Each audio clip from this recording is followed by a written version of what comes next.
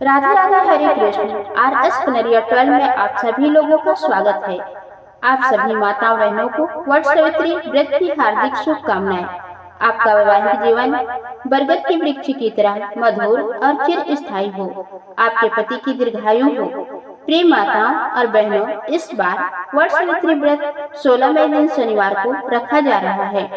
13 वर्षों के बाद इस बार ज्येष्ठ अमावस्या के दिन शनि जयंती और शनिश्चरी अमावस्या का दुर्लभ संयोग पड़ रहा है।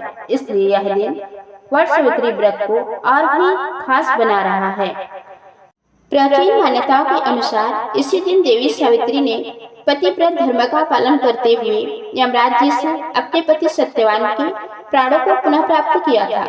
इस पावन व्रत के दिन महिलाएं निर्जला और निराहार व्रत रखकर या फिर जल और फल ग्रहण करके बरगद के पेड़ का पूजन करती है, देवी सावित्री और सत्यवान का स्मरण करती है और यमराज जी का भी पूजन करती है। हिंदी पंचांग के अनुसार अमावस्या तिथि इस बार 16 मई शनिवार को सुबह 5:12 से शुरू होकर 17 मई रविवार को 1:30 बजे तक समाप्त होगी।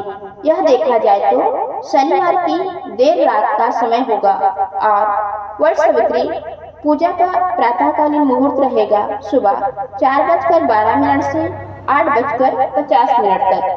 दोपहर में जिनके यहाँ पर पूजा होती है वो सुबह 11:56 से लेकर दोपहर 12:49 तक पूजा कर सकते हैं।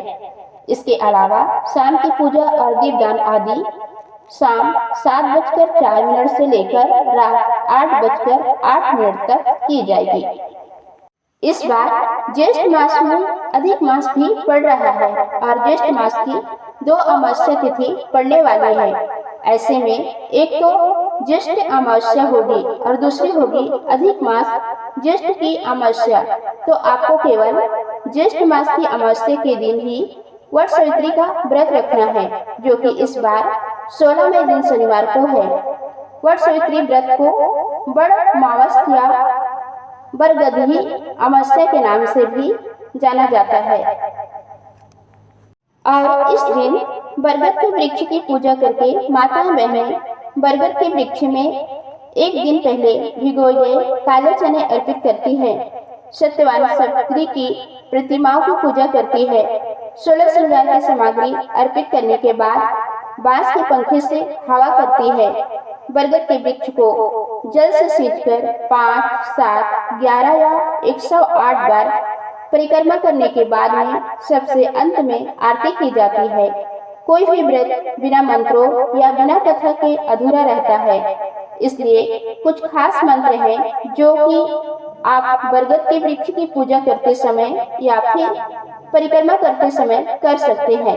यह मंत्र है: अवैध्यम च सौभाग्यम देहत्वम मम श्वेते पुत्रान पौत्रा च सौख्यम च ग्रहणाग्रयम नमस्तुते यथा शाखा प्रशाखा वृद्धो मस तम महतले तथा पुत्रस्य पत्रस्य संपन्नम कुरुमा सदा।